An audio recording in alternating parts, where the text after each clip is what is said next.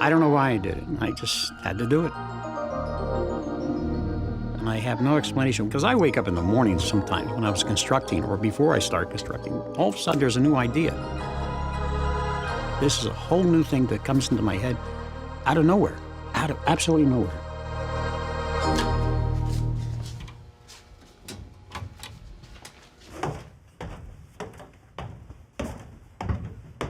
Les Miserables, War and Peace, Don Quixote of La Mancha, there's so many. And the Bible, and the Quran, and the Hindu, Confucianism, Laotism. I mean, I devoured these books. I studied it all, trying to figure out what life's all about, what am I going to do, why am I here, and all that. So it gave me a pass.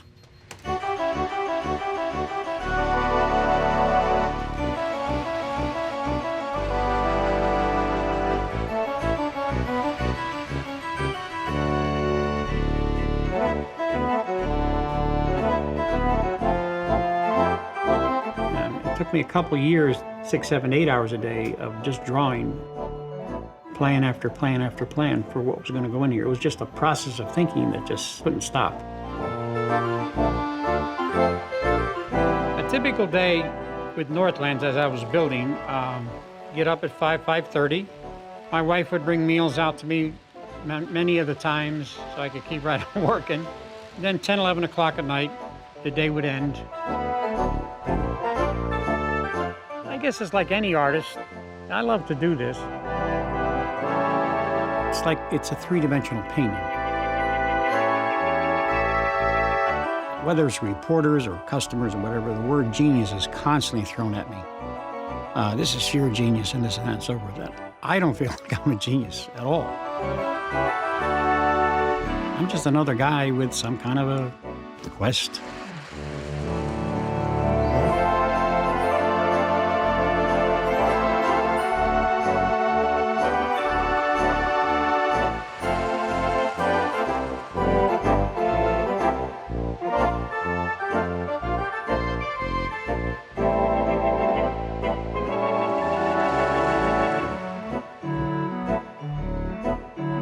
It's a process I couldn't teach. I just couldn't. I couldn't teach somebody how to design something like this or how to build it. I just, it could be Martian given or God given or somebody given. It may not even be me.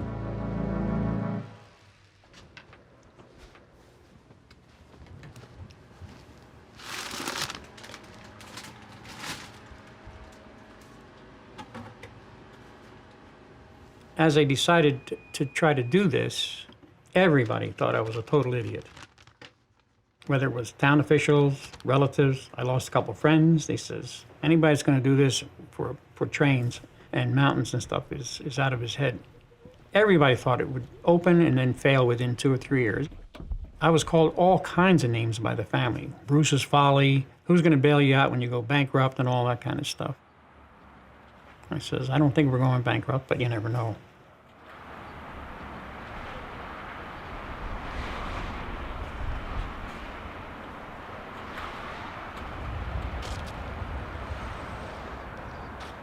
My wife was the only one that stuck by me 1,000%. I did need somebody that believed in me, She died 10 years ago. Like anybody that loves somebody that dies, your life is a little empty for a while, sometimes a long while. I was stuck in neutral for about a year and a half, 2 years.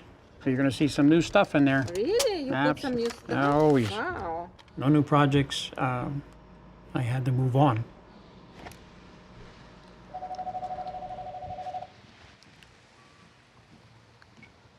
Hello, Northlands.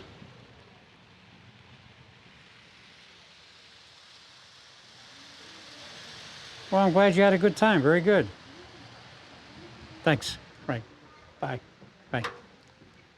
That was the birthday party they left. Thanking me for a great birthday party.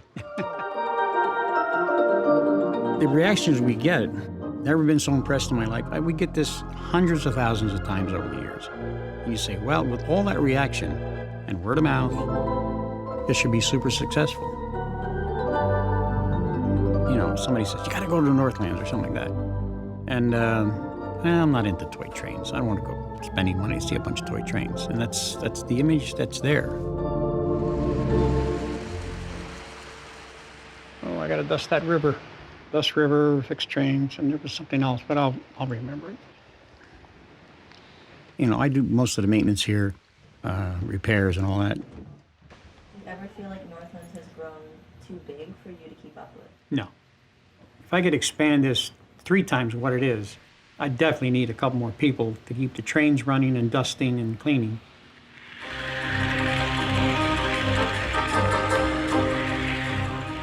But no, this could get 10 times the size. This is a trestle bridge. It's probably 4,000 or 5,000 pieces of wood in it. Probably 5-6 weeks. There's all individual different buildings. This is a good month's work. It was a bear. This is the world's tiniest rainforest. This was built over a period of about 3 months. I'd say 6 to 7 weeks. Because this was complex to build, this whole road system here.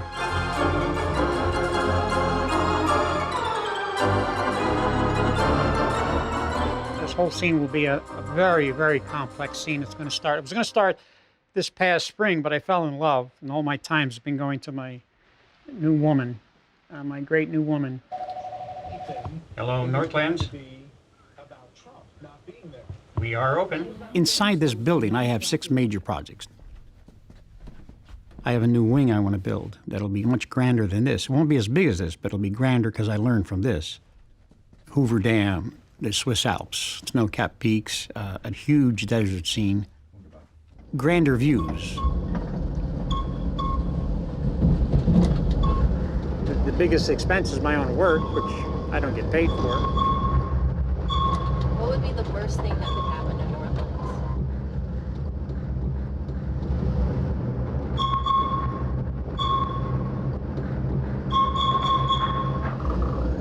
That it doesn't survive. How is that possible? Anything's possible. There's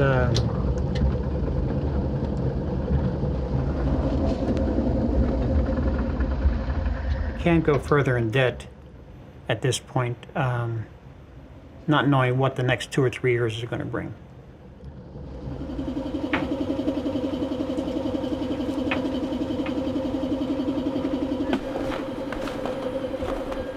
My search for what to do with a life in my life is kind of over. I know where I'm going, what I'm going to do.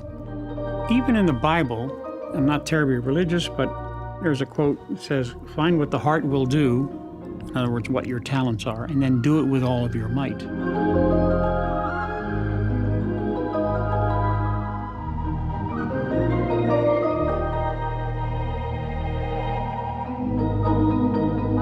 And I may be doing none of this. This is some Martian or alien or inner Earth something or a God picking up on my enthusiasm, personality, and said, this is what you're going to do.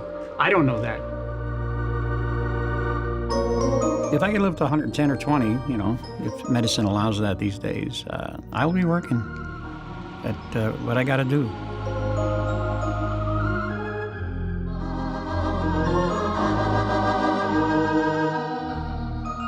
If the monies were there, you know, and it's not costly, it's not super costly, I'd be working again 18, 19 hours a day. I love it, because I know it's going to entertain somebody. It's a gift to the world. It's my gift to the world. Show's on.